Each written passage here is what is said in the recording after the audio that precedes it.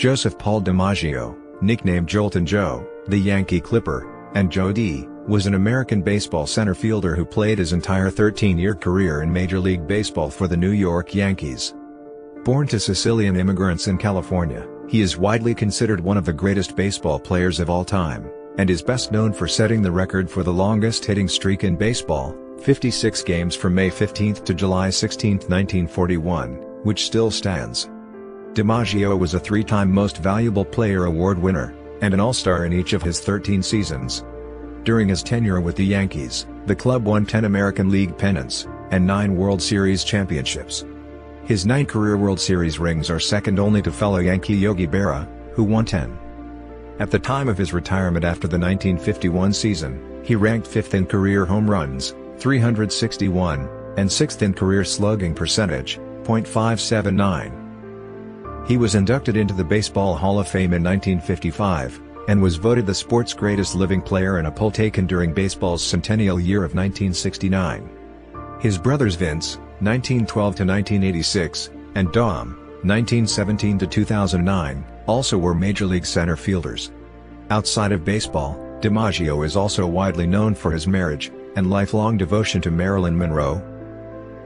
DiMaggio was born Giuseppe Paolo DiMaggio on November 25, 1914 in Martinez, California, the 8th of 9 children born to Sicilian immigrants Giuseppe and Rosalia DiMaggio, from Isola del Famine. Rosalia named her son Giuseppe after his father in the hopes he would be her last child. Paolo was in honor of Giuseppe's favorite saint, Paul of Tarsus. Giuseppe was a fisherman, as were generations of DiMaggios before him. Joe's brother Tom told Maury Allen that Rosalia's father wrote to her saying Giuseppe could earn a better living in California. Giuseppe and Rosalia decided that he would go to America for 1 year. If things were better, he would send for her; if not, he would return home.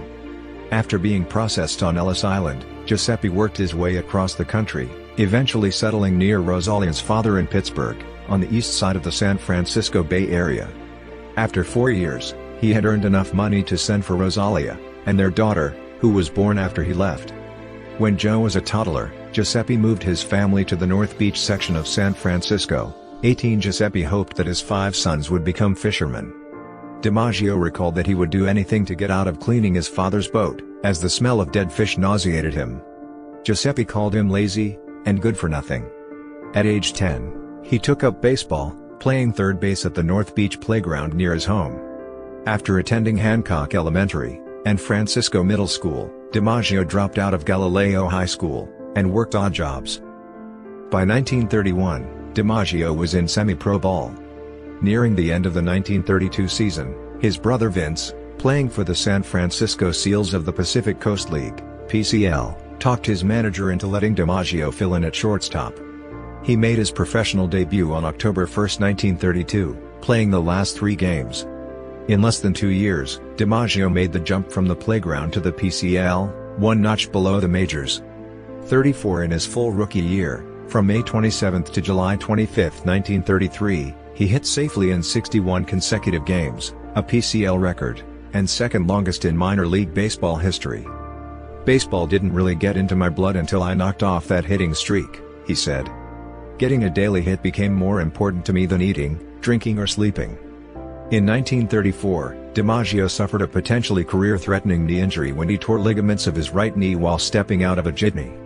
Convinced the injury would heal, Yankees scout Bill Essick pestered his bosses to give DiMaggio another look. After he passed a physical, the team bought him for $50,000, and 5 players, with the Seals keeping him for the 1935 season. DiMaggio batted .398 with 154 runs batted in, RBIs, and 34 home runs. The Seals won the 1935 PCL title, and he was named the league's most valuable player.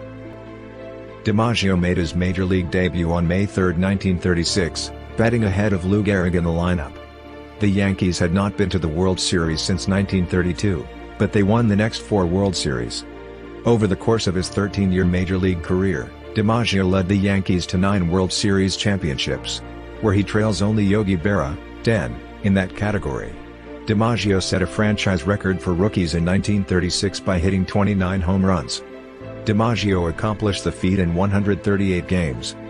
His record stood for over 80 years until it was shattered by Aaron Judge, who tallied 52 homers in 2017. In 1937, DiMaggio built upon his rookie season by leading the majors with 46 home runs, 151 runs scored, and 418 total bases. He also hit safely in 43 of 44 games from June 27 to August 12. He finished second in American League MVP voting in a close race with Charlie Gehringer of the Detroit Tigers. In 1939, DiMaggio was nicknamed the Yankee Clipper by Yankees play-by-play announcer Arch McDonald, when he likened DiMaggio's speed and range in the outfield to the then-new Pan American airliner 152. That year in August, DiMaggio recorded 53 RBIs, tying Hack Wilson's 1930 record for most in a single month. He also won his first career batting title and MVP award, as well as leading the Yankees to their fourth consecutive World Series championship. DiMaggio was pictured with his son on the cover of the inaugural issue of Sport magazine in September 1946. In 1947, DiMaggio won his third MVP award, and his sixth World Series with the Yankees. That year, Boston Red Sox owner Tom Yawkey and Yankees GM Larry MacPhail verbally agreed to trade DiMaggio for Ted Williams, but the trade was cancelled when MacPhail refused to include Yogi Berra. In the September 1949 issue of Sport, Hank Greenberg said that DiMaggio covered so much ground in center field that the only way to get a hit against the Yankees was to hit him where Joe wasn't. DiMaggio also stole home 5 times in his career. On February 7, 1949, DiMaggio signed a contract worth $100,000, $1,140,000 in current dollar terms, $70,000 plus bonuses, and became the first baseball player to break $100,000 in earnings. By 1950, he was ranked the second-best center fielder by the Sporting News, after Larry Doby. After a poor 1951 season, various injuries, and a scouting report by the Brooklyn Dodgers that was turned over to the New York Giants, and leaked to the press, DiMaggio announced his retirement at age 37 on December 11, 1951. When remarking on his retirement to the Sporting News on December 19, 1951, he said, "I feel like I have reached the stage where I can no longer produce for my club, my manager, and my teammates. I had a poor year, but even if I had hit .350, this would have been my last year. I was full of aches and pains, and it had become a chore for me to play. When baseball is no longer fun, it's no longer a game, and so, I've played my last game." Through May 2009, DiMaggio was tied with Mark McGwire for third place all-time in home runs over the first 2 calendar years in the major leagues, 77, behind Phillies Hall of Famer Chuck Klein, 83, and Milwaukee Brewers Ryan Braun, 79. Through 2011, he was one of 7 major leaguers to have had at least 430 homer, 100 RBI seasons in their first 5 years, along with Chuck Klein, Ted Williams, Ralph Kiner, Mark Teixeira, Albert Pujols, and Ryan Braun. DiMaggio holds the record for most seasons with more home runs than strikeouts, minimum 20 home runs, a feat he accomplished 7 times, and 5 times consecutively from 1937 to 1941. DiMaggio could have possibly exceeded 500 home runs, and 2,000 RBIs had he not served in the military during World War II, causing him to miss the 1943, 1944, and 1945 seasons. DiMaggio might have had better power hitting statistics had his home park not been Yankee Stadium. As the house that Ruth built, its nearby right field favored the Babe's left-handed power. For right-handed hitters, its deep left and center fields made home runs almost impossible. Mickey Mantle recalled that he and Whitey Ford witnessed many DiMaggio blasts that would have been home runs anywhere other than Yankee Stadium. Ruth himself fell victim to that problem, as he also hit many long flyouts to center. Bill James calculated that DiMaggio lost more home runs due to his home park than any other player in history. Left center field went as far back as 457 feet, 139 meters, where left center rarely reaches 380 feet, 116 meters, in today's ballparks. Al Gianfrido's famous catch in the 1947 World Series, which was close to the 415-foot mark, 126 meters, in left center, would have been a home run in the Yankees' current ballpark. DiMaggio hit 148 home runs and 3,360 at-bats at home versus 213 home runs and 3,461 at-bats on the road. His slugging percentage at home was .546, and on the road, it was .610. Statistician Bill Jenkinson commented on these figures. For example, Joe DiMaggio was acutely handicapped by playing at Yankee Stadium. Every time he batted in his home field during his entire career, he did so knowing that it was physically impossible for him to hit a home run to the half of the field directly in front of him. If you look at a baseball field from foul line to foul line, it has a 90-degree radius. From the power alley in left center field, 430 in Joe's time, to the fence in deep right center field, 407 feet, it is 45 degrees. And Joe DiMaggio never hit a single home run over the fences at Yankee Stadium in that 45-degree graveyard. It was just too far. Joe was plenty strong, he routinely hit balls in the 425-foot range. But that just wasn't good enough in cavernous Yankee Stadium. Like Ruth, he benefited from a few easy homers each season due to the short foul line distances. But he lost many more than he gained by constantly hitting long flyouts towards center field. Whereas most sluggers perform better on their home fields, DiMaggio hit only 41% of his career home runs in the Bronx. He hit 148 homers at Yankee Stadium.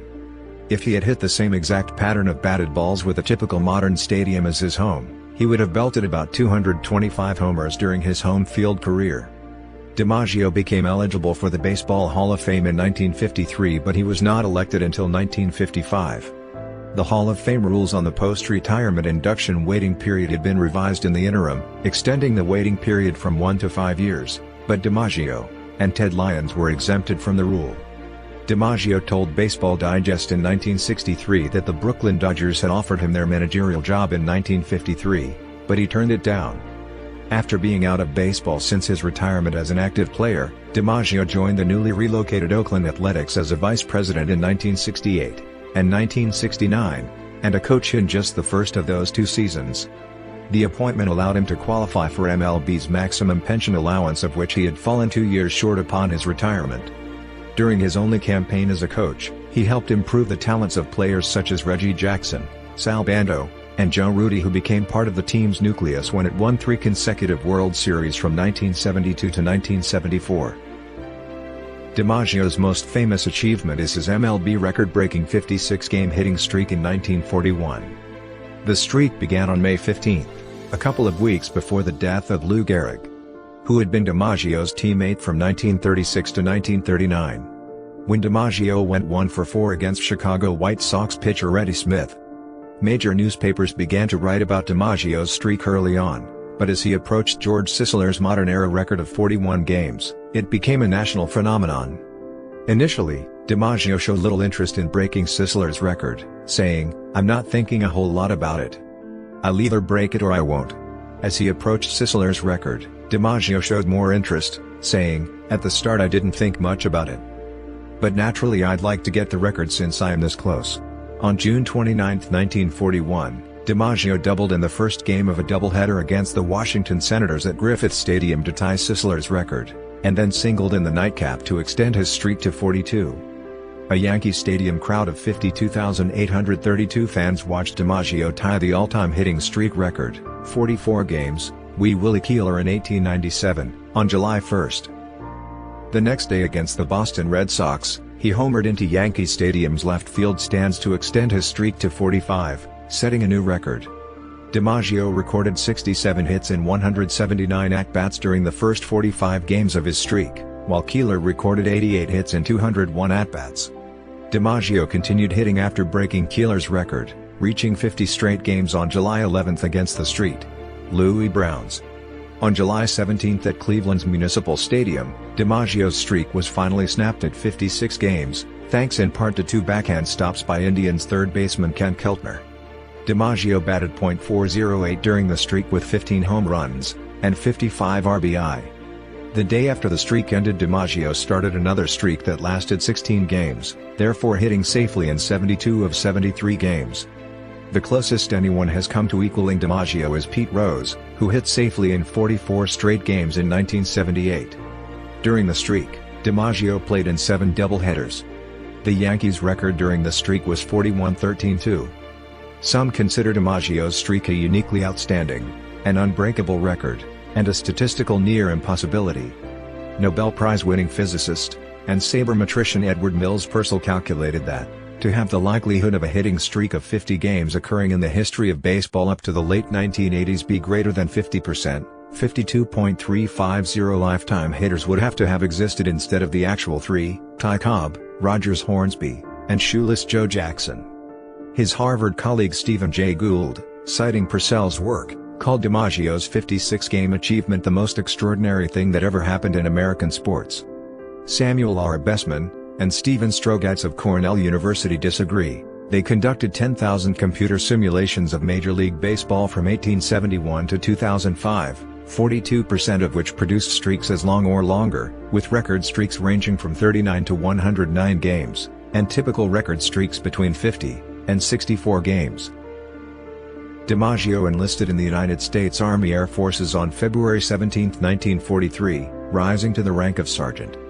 He was stationed at Santa Ana, California, Hawaii, and Atlantic City, New Jersey, as a physical education instructor.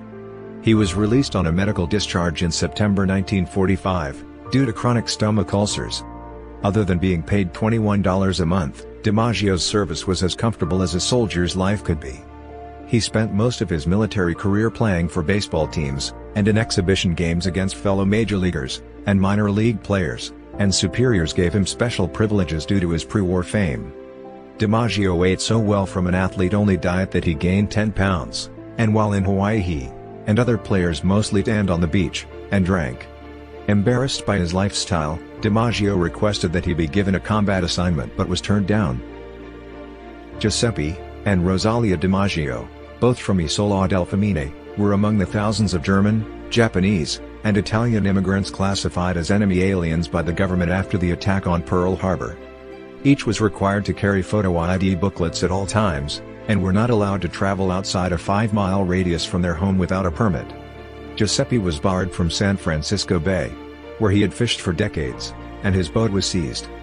Rosalia became an American citizen in 1945, followed by Giuseppe in 1946. In January 1937, DiMaggio met actress Dorothy Arnold on the set of Manhattan Merry-Go-Round, in which he had a minor role, and she was an extra.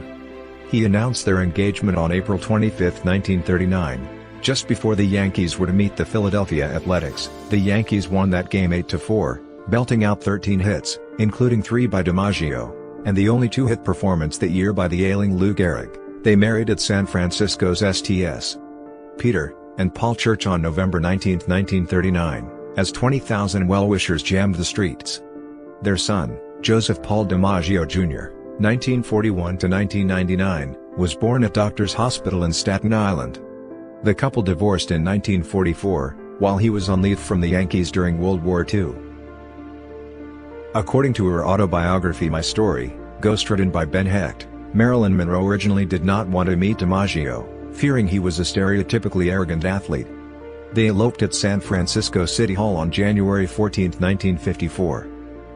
Although she suffered from endometriosis, Monroe and DiMaggio each expressed to reporters their desire to start a family.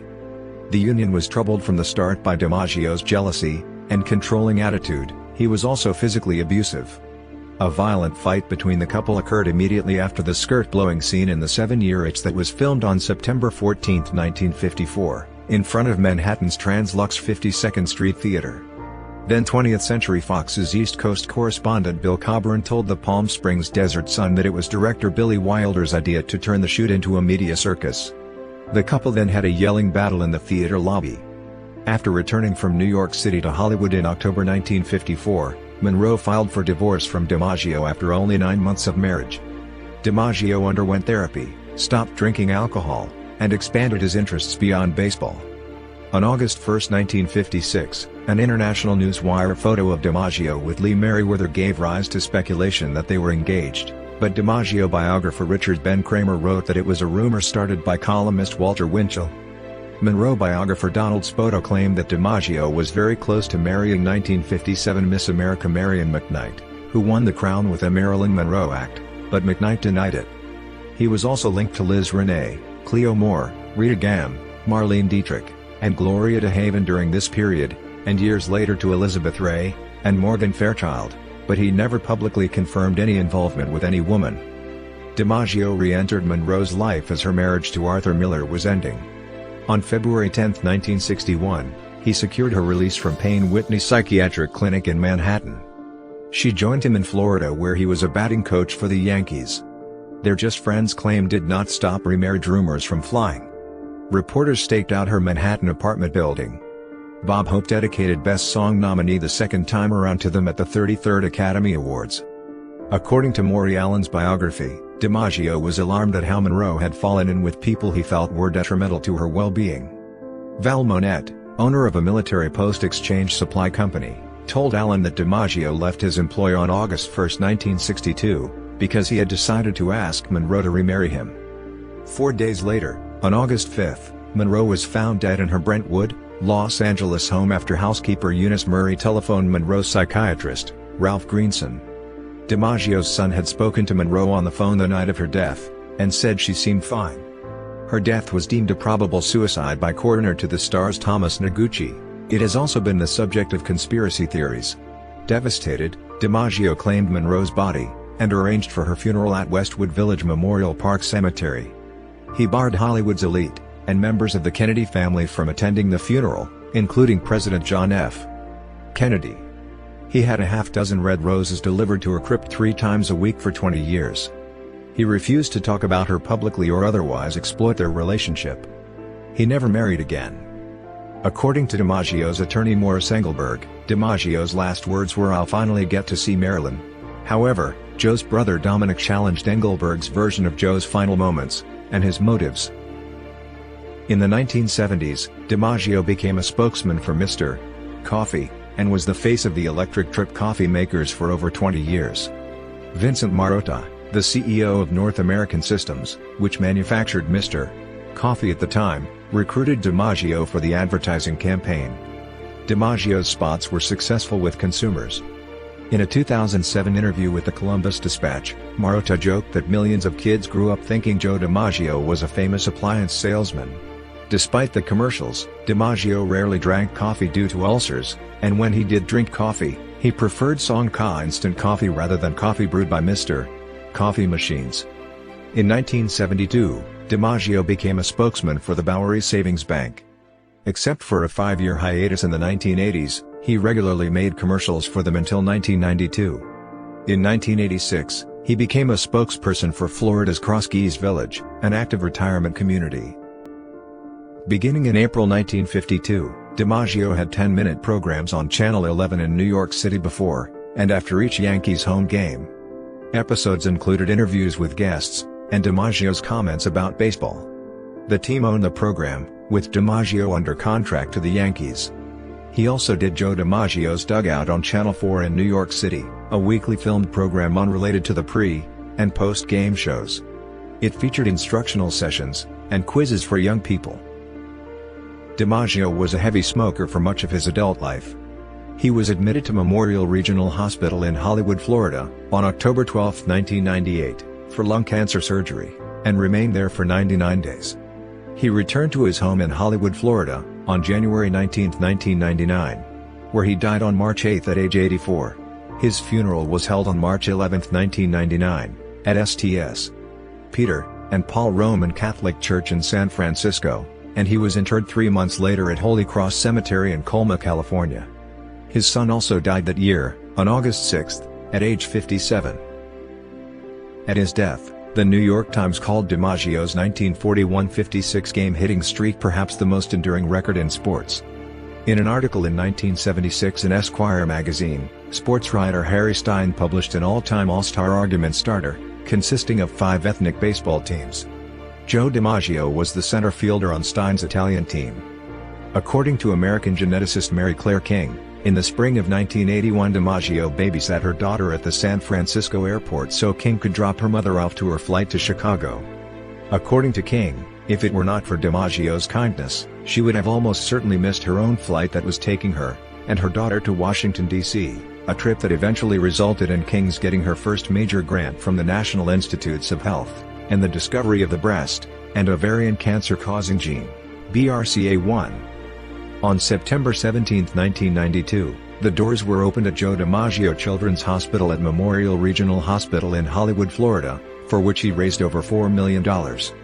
On April 13, 1998, DiMaggio was given the Sports Legend Award at the 13th Annual American Sportscasters Association Hall of Fame Awards dinner in New York City. Henry Kissinger, former Secretary of State, and a longtime fan of DiMaggio, made the presentation to the Yankee great. The event was one of DiMaggio's last public appearances before taking ill. Yankee Stadium's fifth monument was dedicated to DiMaggio on April 25, 1999, and the West Side Highway was officially renamed the Joe DiMaggio Highway in his honor. The Yankees wore DiMaggio's number 5 on the left sleeves of their uniforms for the 1999 season. He is ranked No. 11 on the Sporting News list of the 100 greatest baseball players, and he was elected by fans to the Major League Baseball All-Century team. In addition to his number 5 being retired by the New York Yankees, DiMaggio's number was also retired by the Florida Marlins, who retired it in honor of their first team president, Carl Barger, who died 5 months before the team took the field for the first time in 1993. DiMaggio had been his favorite player. In 2000, after some negotiations, the heirs of Joe DiMaggio's estate, 2 granddaughters, and their 4 children, welcomed the renaming of San Francisco's North Beach Playground, the place where Joe DiMaggio first took up baseball as a boy, as the Joe DiMaggio North Beach Playground. In 2001, Major League Baseball introduced an online daily fantasy game called Beat the Streak, which required players to pick 1 or 2 MLB players to get a hit in a game that day. The goal was to pick correctly 57 times in a row to beat DiMaggio's record streak. As of August 2021, the prize money for beating the streak was $5.6 million. More than 4.5 million players have combined to make over 100 million attempts, but none had reached even 52 consecutive hits in the game's history. In May 2006, the adopted daughters of DiMaggio's son held an auction of DiMaggio's personal items.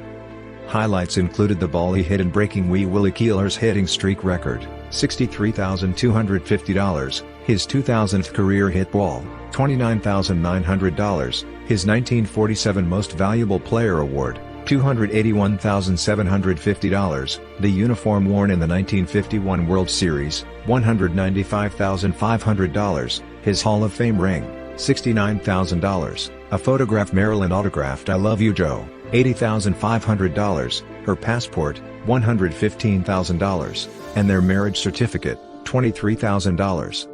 Lot 758, DiMaggio's white 1991 Mercedes 420SL sedan, which was a gift from the New York Yankees commemorating the 50th anniversary of DiMaggio's 1941 season, sold for $18,000. The event netted a total of $4.1 million. On August 8, 2011, the United States Postal Service announced that an image of DiMaggio would appear on a stamp for the first time. It was issued as part of the Major League Baseball All-Star Stamp Series, which came out in July 2012. DiMaggio insisted on being introduced as the greatest living ballplayer at events, including Yankee Old Timers Day, and he once punched Billy Crystal in the stomach for not introducing him as such.